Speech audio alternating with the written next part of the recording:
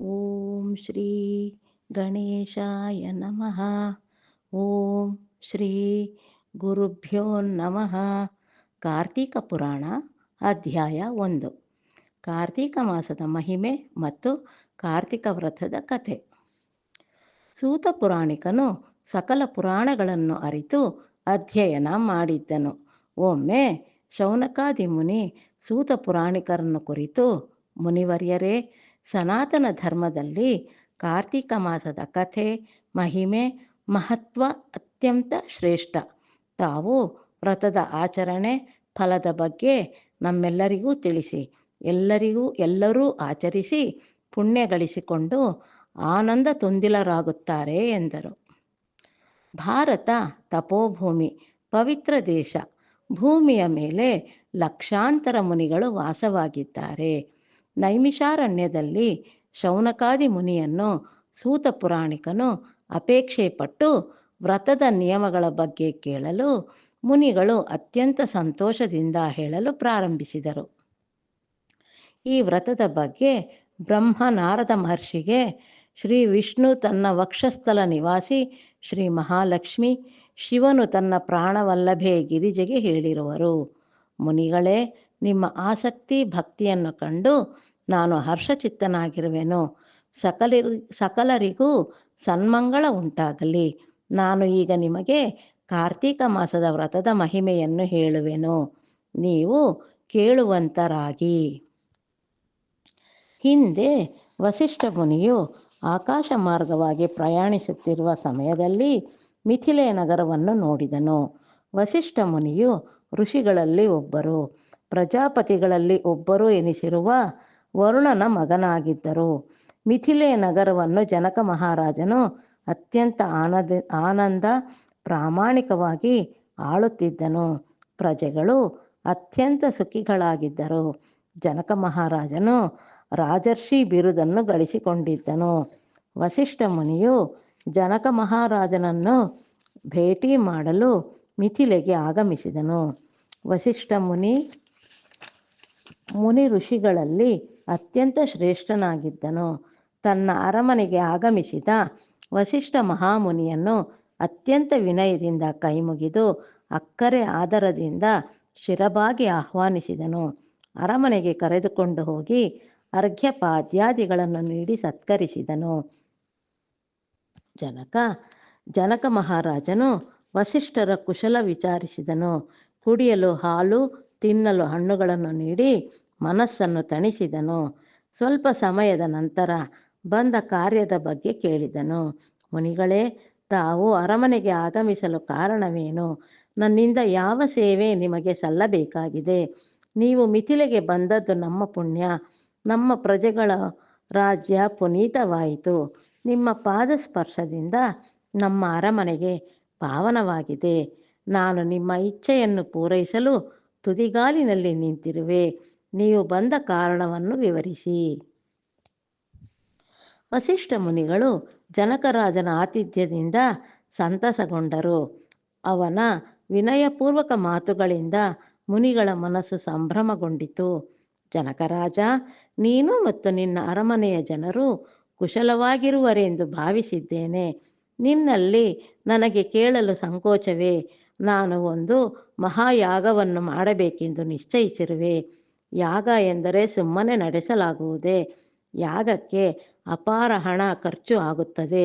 ನನ್ನ ಯಾಗಕ್ಕೆ ಆಗುವ ಖರ್ಚು ವೆಚ್ಚಗಳಿಗೆ ಹಣ ಕೇಳಲು ಬಂದಿರುವೆನು. ನೀನು ನನ್ನ ಯಾಗಕ್ಕೆ ನೆರವು ನೀಡಬೇಕು. ವಸಿಷ್ಠ ಮುನಿಗಳ ಮಾತುಗಳನ್ನು ಕೇಳಿ ಜನಕ ಮಹಾರಾಜನಿಗೆ ಮಹದಾನಂದವಾಯಿತು. ಅವನು ಹರ್ಷಚಿತ್ತನಾಗಿ ಗುರುಗಳಿಗೆ ಪುನಃ ವಂದಿಸಿ ಈ ರೀತಿ ಹೇಳಿದನು. ಮುನಿಗಳೇ, ನಿಮ್ಮ ಮಾತುಗಳನ್ನು ಕೇಳಿ ನಾನು ಧನ್ಯನಾದೆ. ನಾನು ಮಹಾರಾಜ. ನನ್ನ ಬೊಕ್ಕಸದಲ್ಲಿ ಅಪಾರ ಹಣ ಇದೆ. ಉತ್ತಮ ವಿಷಯಗಳಿಗೆ ಹಣ ಸಂದಾಯವಾಗಬೇಕು. ಆಗಲೇ ಸಂಪತ್ತಿಗೆ ಬೆಲೆ. ನಿಮಗೆ ಬೇಕಾಗುವಷ್ಟು ಹಣ ನಾನು ನೀಡುವೆ. ನಾನು ಈ ರೀತಿ ಮಾಡುವುದರಿಂದ ನನ್ನ ಪಿತೃಗಳು ಸಂತೋಷಗೊಳ್ಳುತ್ತಾರೆ. ನನ್ನ ವಂಶಕ್ಕೆ ಕೀರ್ತಿ ಲಭಿಸಿ ಉದ್ಧಾರ ಆಗುತ್ತದೆ. ಧನವನ್ನು ಯಾಗ ಮಾಡಲು ನೀಡುವುದು ನನ್ನ ಕರ್ತವ್ಯ ಎಂದು ಭಾವಿಸುತ್ತೇನೆ.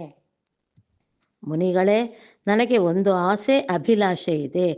ಅನೇಕ ವರ್ಷಗಳಿಂದ ನನಗೆ ಕಾರ್ತೀಕ ಮಾಸದ ವ್ರತಾಚರಣೆಯನ್ನು ವಿವರವಾಗಿ ತಿಳಿದುಕೊಳ್ಳಬೇಕು ಎನ್ನುವ ಹಂಬಲ ಕಾಡುತ್ತಿದೆ. ತಾವು ಮುನಿಶ್ರೇಷ್ಠರು. ನಿಮ್ಮ ಮೂಲಕ ಕಾರ್ತೀಕ ಮಾಸದ ವ್ರತದ ಬಗ್ಗೆ ಅರಿತು ಜನರು ಪ್ರಜೆಗಳು ಶುಭ ಫಲವನ್ನು ಪಡೆದುಕೊಳ್ಳಲಿ. ದಯವಿಟ್ಟು ನೀವು ನಮಗೆ ಕಾರ್ತೀಕ ಮಾಸದ ವ್ರತಾಚರಣೆ ಬಗ್ಗೆ ತಿಳಿಸಿ. ನನ್ನ ಬಗ್ಗೆ ಅನುಗ್ರಹ ತೋರಿ ಹರಸಿ ಹಾರೈಸಿ. ಜನಕ ಮಹಾರಾಜನ ಕೋರಿಕೆಯನ್ನು ಕೇಳಿ ವಸಿಷ್ಠರು ಸಂತೃಪ್ತರಾದರು. ನಿನ್ನ ಮನದಲ್ಲಿ ಕಾರ್ತೀಕ ಮಾಸದ ಮಹಿಮೆಯ ವ್ರತದ ಬಗ್ಗೆ ತಿಳಿದುಕೊಳ್ಳುವ ಆಸಕ್ತಿ ಮೂಡಿತು. ಆಗಲೇ ನೀನು ಪುಣ್ಯಕ್ಕೆ ಪಾತ್ರನಾಗಿರುವೆ. ನೀನು ರಾಜರ್ಷಿ ಬಿರುದಾಂಕಿತ. ನಿನಗೆ ವ್ರತದ ನಿಯಮ ಆಚರಣೆಯ ಬಗ್ಗೆ ತಿಳಿಸಿ ಹೇಳುವುದು ನನ್ನ ಅದೃಷ್ಟ ಎಂದು ಭಾವಿಸುವೆನು. ನಿನ್ನ ಆಸೆ ಬಹಳ ಸಾಧುವಾಗಿದೆ. ನಿನಗೆ ನಾನು ಕಾರ್ತೀಕ ಮಾಸದ ವ್ರತದ ಬಗ್ಗೆ ತಿಳಿಸಿ ಹೇಳುವೆನು, ಕೇಳು. ಕಾರ್ತೀಕ ಮಾಸದ ವ್ರತದ ಆರಂಭ. ಕಾರ್ತೀಕ ಮಾಸದ ಪ್ರಾರಂಭ ಆಗುವುದು ಶುಕ್ಲ ಪಕ್ಷ ಪಾಡ್ಯಮಿಯ ದಿನದಿಂದ ಎಂದು ಮೊದಲು ಅರಿತುಕೊಳ್ಳಬೇಕು. ಕಾರ್ತೀಕ ಮಾಸದ ಅಧಿದೇವತೆ ಕಾರ್ತೀಕ ದಾಮೋದರ. ವ್ರತದ ಆಚರಣೆಗೆ ಮೊದಲು ಅಧಿದೇವತೆ ದಾಮೋದರನಿಗೆ ಮೊದಲು ವಂದಿಸಿ ತಾನು ಕೈಗೊಳ್ಳುವ ವ್ರತಾಚರಣೆ ಸಾಂಗವಾಗಿ ಯಾವುದೇ ಅಡೆತಡೆ ಇಲ್ಲದೆ ನಡೆಯಲಿ ಎಂದು ಪ್ರಾರ್ಥಿಸಿಕೊಳ್ಳಬೇಕು. ಕಾರ್ತೀಕ ಮಾಸದ ಮೊದಲನೆಯ ದಿನ ಬಲಿಪಾಡ್ಯಮಿ. ಮುಂಜಾನೆ ಸೂರ್ಯ ತುಲಾರಾಶಿಯಲ್ಲಿ ಸಂಚಾರ ಮಾಡುತ್ತಿರುತ್ತಾನೆ. ಆ ಸಮಯದಲ್ಲಿ ಶುಭ್ರವಾಗಿ ಸ್ನಾನ ಮಾಡಿ ನಿಷ್ಠೆಯಿಂದ ದೇವತಾ ಪೂಜೆಯನ್ನು ಆಚರಿಸಬೇಕು. ಈ ರೀತಿ ಪೂಜೆಯನ್ನು ಮಾಡುವ ಮನುಷ್ಯನಿಗೆ ಶೀಘ್ರವಾಗಿ ಫಲಗಳು ಲಭಿಸುತ್ತವೆ. ಕಾರ್ತೀಕ ಮಾಸದಲ್ಲಿ ಯಾವುದಾದರೂ ಪುಣ್ಯ ನದಿಯಲ್ಲಿ ಸ್ನಾನ ಮಾಡುವುದು ಒಳ್ಳೆಯದು. ಗಂಗೆ, ಗೋದಾವರಿ, ಕಾವೇರಿ, ಕೃಷ್ಣೆ, ನರ್ಮದೆ, ತುಂಗಭದ್ರೆ ಮುಂತಾದ ನದಿಗಳಲ್ಲಿ ಸ್ನಾನ ಮಾಡಬೇಕು. ನದಿಗಳು ಪವಿತ್ರ. ಕಾರ್ತೀಕ ಮಾಸದಲ್ಲಿ ಇಂತಹ ಶ್ರೇಷ್ಠ ನದಿಗಳಲ್ಲಿ ಸ್ನಾನ ಆಚರಿಸುವುದರಿಂದ ಮಾಡಿದ ಪಾಪಗಳು ನಶಿಸಿ ಪುಣ್ಯ ಲಭಿಸುತ್ತದೆ. ನದಿಗಳು ಸಮುದ್ರ ಸೇರಬೇಕು. ಅಂತಹ ನದಿಗಳಲ್ಲಿ ಸ್ನಾನ ಮಾಡುವುದು ಪುಣ್ಯ. ಗಂಗಾ ನದಿ ಪಾಪನಾಶಿನಿ. ಅಕಸ್ಮಾತ್ ನದಿಗಳಲ್ಲಿ ಸ್ನಾನ ಮಾಡುವ ಸದಾವಕಾಶ ನಿಮಗೆ ದೊರಕದಿದ್ದರೆ ಕಾಲುವೆ ಬಾವಿಗಳಲ್ಲಿ ಸ್ನಾನವನ್ನಾಚರಿಸಿ. ಸ್ನಾನವನ್ನು ಆಚರಿಸಲು ಸಹ ಒಂದು ನಿಯಮ ಉಂಟು. ಮೊದಲು ನದಿಯಲ್ಲಿ ಇಳಿದು ಪೂರ್ವ ದಿಕ್ಕಿಗೆ ತಿರುಗಿ ಸಂಕಲ್ಪ ಮಾಡಬೇಕು. ತಲೆ ಮೇಲೆ ಗಂಗೋದಕವನ್ನು ಪ್ರೋಕ್ಷಣೆ ಮಾಡಿಕೊಂಡು ಸ್ನಾನ ಮಾಡುವುದು ಉತ್ತಮ. ಸೂಕ್ತ ಸ್ನಾನ ಮುಗಿಸಿದ ನಂತರ ಸೂರ್ಯ ದೇವನಿಗೆ ಅರ್ಘ್ಯ ನೀಡಬೇಕು. ನಂತರ ದೇವತೆ, ಋಷಿ, ಪಿತೃದೇವತೆಗಳಿಗೆ ತರ್ಪಣ ನೀಡಬೇಕು. ನದಿಯ ದಡದಿಂದ ಹೊರಬರುವ ಮೊದಲು 3 ಬೊಗಸೆ ನೀರು ತೆಗೆದುಕೊಂಡು ಮೆಟ್ಟಿಲು ಅಥವಾ ಸೋಪಾನಗಳಿಗೆ ಚಿಮುಕಿಸಿ ಚೆಲ್ಲಿ ನಂತರ ಸೋಪಾನಗಳನ್ನು ಮುಟ್ಟಿ ಮೆಟ್ಟಿಲನ್ನು ಏರಿ ಬರಬೇಕು. ಜನಕ ಮಹಾರಾಜನೇ, ಸ್ನಾನ ಮಾಡುವ ಸಮಯದಲ್ಲಿ ಒಂದು ಮಂತ್ರವನ್ನು ಪಠಣೆ ಮಾಡಬೇಕು. ಗಂಗೆ ಚ ಯಮುನೆ ಕೃಷ್ಣ ಗೋದಾವರಿ ಸರಸ್ವತಿ ನರ್ಮದೆ ಸಿಂಧು ಕಾವೇರಿ ಜಲೇಸ್ಮಿನ್ ಸನ್ನಿಧಿಂ ಕುರು. ಈ ಶ್ಲೋಕವನ್ನು ಮನಸ್ಸಿನಲ್ಲಿ ಭಕ್ತಿ ಭಾವದಿಂದ ಹೇಳಿಕೊಳ್ಳಬೇಕು. ಕಾರ್ತೀಕ ಮಾಸದಲ್ಲಿ ದೀಪಾರಾಧನೆಗೆ ಬಹಳ ವಿಶಿಷ್ಟ ಸ್ಥಾನ ಉಂಟು. ಕಾರ್ತೀಕ ಸ್ನಾನ ಮಾಡಿದ ನಂತರ ದೇವಾಲಯ ಅಥವಾ ಮನೆಯ ಅಂಗಳದಲ್ಲಿ ಕಾರ್ತೀಕ ಮಹಾತ್ಮೆ ಮತ್ತು ವ್ರತದ ಕಥೆಯನ್ನು ಪಠಿಸಬೇಕು. ಈ ರೀತಿ ಮಾಡುವುದರಿಂದ ಪುಣ್ಯ ಲಭಿಸುತ್ತದೆ. ಮಾಡಿದ ಪಾಪಗಳ ನಾಶ ಆಗುತ್ತದೆ. ಕಾರ್ತೀಕ ಪುರಾಣವನ್ನು ಓದಬೇಕು. ಹಾಗೆ ಮಾಡಲು ಆಗದಿದ್ದ ಪಕ್ಷದಲ್ಲಿ ಕಥೆಯ ಶ್ರವಣ ಮಾಡಬೇಕು. ನಿಮ್ಮ ಕೈಯಲ್ಲಿ ಅನುಕೂಲಕ್ಕೆ ತಕ್ಕಂತೆ ದಾನ ಧರ್ಮಗಳನ್ನು ಮಾಡಬೇಕು. ಕಾರ್ತೀಕ ಮಾಸದಲ್ಲಿ ದೀಪಾರಾಧನೆ ಮಾಡುವುದು ಬಹಳ ಪುಣ್ಯದ ಕೆಲಸ. ದೀಪದ ಬೆಳಕಿನಲ್ಲಿ ನಮ್ಮ ಪಾಪಗಳು ನಾಶವಾಗುತ್ತವೆ. ದೀಪಾರಾಧನೆ ಮಾಡುವುದರಿಂದ ಶುಭ ಫಲಗಳನ್ನು ನಮಗೆ ನೀಡುತ್ತದೆ, ಪ್ರಾಪ್ತವಾಗುತ್ತದೆ. ಹರಿಹರ ಎಂದರೆ ಹರಿ ಶ್ರೀ ವಿಷ್ಣು, ಹರ ಎಂದರೆ ಶಿವ. ಈ 2 ದೇವತೆಗಳನ್ನು ಪೂಜಿಸಿ ಭಜಿಸಿ ಅನೇಕ ಬಗೆಯ ಭೋಜ್ಯ ಭಕ್ಷ್ಯಗಳನ್ನು ತಯಾರಿಸಿ ಭಗವಂತನಿಗೆ ನೈವೇದ್ಯ ನಿವೇದನೆ ಮಾಡಿ ಅರ್ಪಿಸಬೇಕು. ಬ್ರಾಹ್ಮಣರನ್ನು ಕರೆಸಿ ದಾನ ಧರ್ಮಗಳನ್ನು ಮಾಡಿ ಅತಿಥಿ ಸತ್ಕಾರ ಮಾಡುವುದರಿಂದ ಸಕಲ ಶುಭ ಫಲಗಳು ಪ್ರಾಪ್ತಿಯಾಗುತ್ತವೆ. ಸಾಯಂಕಾಲದ ಸಮಯದಲ್ಲಿ ಶಿವನ ದೇವಾಲಯಗಳಿಗೆ ಹೋಗಿ ಭಕ್ತಿಭಾವದಿಂದ ದೀಪಾರಾಧನೆ ಮಾಡಬೇಕು. ದೇಗುಲಗಳಲ್ಲಿ ಮಾಡುವ ದೀಪಾರಾಧನೆ ಬಹಳ ಶ್ರೇಷ್ಠ. ನಂತರ ನಾರಾಯಣ ಶಿವನನ್ನು ಕುರಿತು ಪ್ರಾರ್ಥನೆ ಧ್ಯಾನ ಮಾಡಬೇಕು. ಕಾರ್ತೀಕ ಮಾಸದ ವ್ರತವನ್ನು 1 ತಿಂಗಳು ಆಚರಿಸಬೇಕು. ಕಾರ್ತೀಕ ಮಾಸದ ಪ್ರಾರಂಭ ಶುದ್ಧ ಪಾಡ್ಯಮಿಯಂದು ಎಂದು ಅರಿತುಕೊಳ್ಳಿ. ಈ ವ್ರತ ಕಾರ್ತೀಕ ಮಾಸದ ಬಹುಳ ಅಮಾವಾಸ್ಯೆಯ ಸಮಯದಲ್ಲಿ ಮುಕ್ತಾಯವಾಗುತ್ತದೆ. 1 ತಿಂಗಳ ಕಾಲ ವ್ರತ ಆಚರಣೆ, ನದಿ ಸ್ನಾನ, ತುಲಾರಾಶಿಯಲ್ಲಿ ಸೂರ್ಯನ ಸಂಚಾರ, ಹೀಗೆ ವ್ರತವನ್ನು ನಾವು ಆಚರಿಸುವುದರಿಂದ ವ್ರತ ಮುಗಿಯುವ ಸಮಯದಲ್ಲಿ ಬ್ರಾಹ್ಮಣರಿಗೆ ಭಕ್ಷ್ಯ, ಭೋಜನ, ದಾನ ಧರ್ಮಗಳನ್ನು ನೀಡಬೇಕು.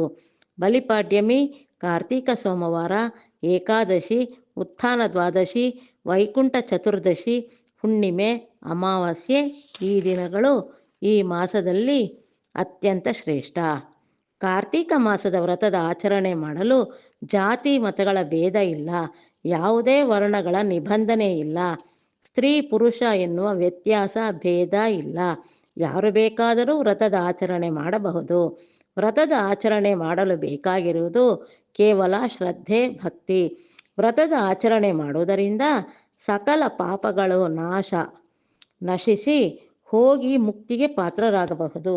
ಅಂಗವಿಕಲರು, ದೈಹಿಕ ಚೈತನ್ಯ ಇಲ್ಲದ ವ್ಯಕ್ತಿಗಳು, ದುರ್ಬಲರು, ವ್ರತದ ಆಚರಣೆ ಮಾಡಲು ಇಷ್ಟ ಇಲ್ಲದ ಜನರೂ ಸಹ ವ್ರತ ಮಾಡುವ ಜಾಗದಲ್ಲಿ ಕುಳಿತು ವ್ರತವನ್ನು ವೀಕ್ಷಣೆ ಮಾಡಿದರೂ ಸಾಕು, ಸಕಲ ಪಾಪಗಳಿಂದ ವಿಮುಕ್ತಿ ಪಡೆದು ಸ್ವರ್ಗದ ಹಾದಿ ತಲುಪಬಹುದು.